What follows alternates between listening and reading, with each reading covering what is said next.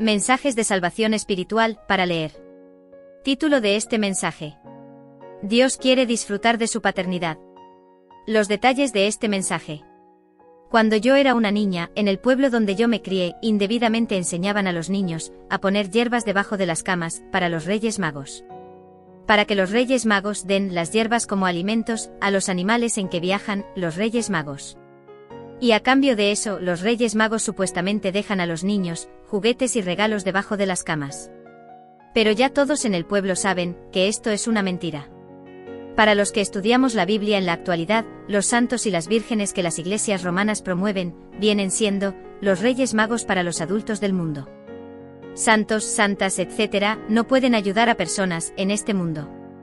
Los verdaderos santos aprobados por Dios están en descanso espiritual hasta que Cristo regrese. Junto con el regreso de Cristo, todos los hijos de Dios serán resucitados. En Mateo 22:30, el mismo Cristo afirma que después de los hijos de Dios resucitar, ellos comenzarán la vida después de la muerte, y que nuestra existencia en el cielo será como la de los ángeles de Dios en el cielo. Los hijos de Dios de este mundo, después que resuciten, permanecerán en una vida eterna, y unidos con el Creador y con Jesucristo. Nuestra vida en la tierra es solo una fase temporal, una preparación para nuestro futuro eterno. Por eso debemos enfocarnos en fortalecer nuestra conexión espiritual con Dios, para estar listos para la vida después de la muerte. Así podremos vivir nuestra vida terrenal con una perspectiva mayor y una motivación más elevada. Dios quiere disfrutar de su paternidad mientras nosotros estamos en este mundo. Porque Dios nos ha creado para Él ser nuestro Padre Celestial. Tanto es así que en la Biblia católica Dios nos ordena diciendo: «Llámame, y yo te responderé». En Jeremías 33:3 de la Biblia católica. Esta es una orden de Dios, y las órdenes de Dios se respetan. Dios no quiere que usted y yo, allá en el cielo, clamemos o pidamos a otro ser espiritual, sino solamente a Dios. Además, Dios es el jefe número 1 en el cielo, y en todo el universo, y es mejor clamar o pedir al jefe número 1. Usted puede decir a Dios: «Dios mío, hazme obediente como María, la madre de Jesús, fue obediente contigo», y esto es algo que a Dios le agradaría muchísimo. Sin embargo, Dios pide y demanda y quiere que usted y yo solo clamemos o pidamos a Él. En ningún lugar, la Biblia católica declara que pidamos ayuda o clamemos por socorro, allá en el cielo, a alguien más que no sea Dios. La Biblia católica en ningún lugar dice o sugiere que busquemos ayudas en María, la que fue la madre de Jesús. Y si la Biblia católica no habla de buscar socorro en la Virgen María, entonces la práctica de acudir a la Virgen María por ayuda y socorro se originó fuera de la palabra de Dios, la cual está contenida en la Biblia. Toda iglesia que reconozca a Jesucristo como el Salvador debe estar basada en la Biblia, y la Biblia solo menciona a Dios, a quien debemos invocar, clamar o pedir por ayuda o socorro. Es que Satanás hace que los sacerdotes y últimamente los pastores también enseñen incorrectamente, o sea, que enseñen lo que desagrada a Dios. Porque así como Satanás influyó en Adán y en Eva para que pecaran contra Dios, hoy en día, el diablo lo sigue haciendo en cada persona. En la Biblia Cristo dice: «Todo lo que ustedes pidieren al Padre Dios, en mi nombre, lo haré, para que el Padre sea glorificado en el Hijo. Si algo pidieren en mi nombre, yo lo haré». En San Juan 14:13-14. Preste atención que Jesús no insinúa que pidamos a Él, sino que pidamos al Padre Dios. Si Jesús en la Biblia no revela que clamemos o pidamos a Él, entonces pedir a un familiar muerto, o a un santo, o a una virgen, o a otro ser espiritual, es algo que Dios ni Cristo aceptan. Además, si los santos, santas, etc., todavía son almas que deben resucitar, esas almas están sin actividad, ellas están en descanso en el paraíso, y estarán así, hasta el momento que Dios las resucite. Lo cual ocurrirá al momento de Cristo regresar de nuevo a este mundo. Por eso, mientras tanto, debemos pedir e invocar solamente a Dios, tal como ordenó Jesucristo en San Juan 14:13-14. La Biblia enseña que los grandes hombres y mujeres del Viejo Testamento invocaban o pedían a Dios solamente. Todos los que invocaban entidades espirituales y no a Dios, lo que hacían era llamar la atención a Baales, y estos estaban y están representados por demonios de Satanás. Jueces 2:11 en la Biblia católica dice: «Los israelitas hicieron lo que es malo a los ojos de Yahvé y sirvieron a los Baales». Y en comparación, hoy podemos decir, en el presente las gentes del mundo hacen lo que es malo a los ojos de Yahvé y sirven a santos, a santas, a vírgenes, etc., etc. Por tanto, en el ambiente espiritual, es a Dios solamente a quien debemos invocar, en el nombre de Jesucristo, por ayudas y por socorro en asuntos materiales. Para ayudas en asuntos espirituales, nosotros podemos también invocar a Jesucristo y al Espíritu Santo. Porque muchas personas invocan, piden, tienen esperanza en entidades espirituales. Satanás tiene muchas maneras de engañarnos. Satanás induce a personas a que hagan esto.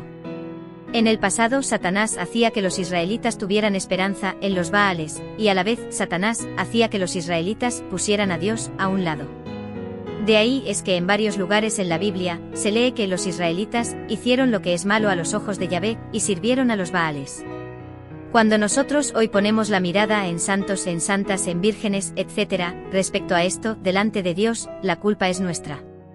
Porque conscientemente hacemos caso al diablo. No es Dios suficiente para ayudarnos, quien es más poderoso que Dios. Por tanto, muchas personas son propensas a invocar entidades espirituales, porque simplemente se dejan engañar de Satanás, cometiendo así adulterio espiritual en contra de Dios. Cuando una persona invoca a una entidad espiritual, sea un santo, una virgen, una persona muerta, etc., enseguida, un demonio de Satanás actúa para hacer un milagro falso a favor de esa persona. El milagro es falso porque Dios lo puede deshacer, si a él le place. Ese demonio entonces tratará de mantener contenta a esa persona, presentándole milagros. Cada vez que pida, el demonio actúa como si fuera la entidad espiritual. Y esto continuará siendo atendido por ese demonio, hasta el día que la persona muera. El demonio no puede quitar la vida a una persona, si Dios no se lo permite. El día que esa persona muera por voluntad de Dios, el demonio que la alimentaba espiritualmente se llevará su alma. Si la persona no se arrepiente antes. Porque esa persona estuvo cometiendo adulterio espiritual en contra de Dios. Eso es idolatría. Los agentes de Satanás así pescan a la gente como cuando alguien pesca con carnadas en un lago. Debemos tener cuidado de no ser como peces provechosos para los demonios de Satanás.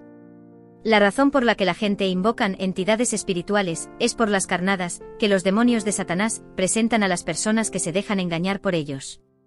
En la actualidad, Satanás y sus demonios hacen milagros falsos para que la gente crea que un familiar que ya murió, o un santo, o una virgen, se está comunicando con nosotros para ayudarnos. Satanás y sus demonios hacen milagros falsos en el nombre de un santo, o una santa, o una virgen, o un familiar que ya murió, para que la gente ponga a Dios a un lado. O mezcle el poder de Dios con una criatura humana, que ya murió.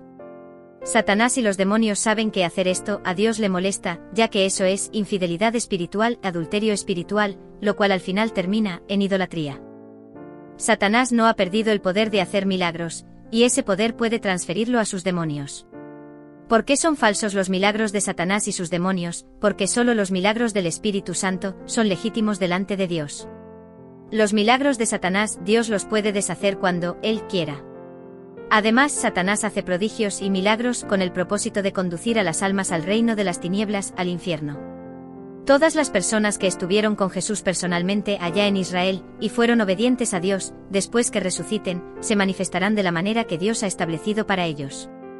Cuando esto suceda, entonces debemos esperar que la Virgen María se manifestará como una de las mujeres más destacadas, más grandes, más sobresalientes y más sublimes de entre las mujeres que vivieron en este mundo.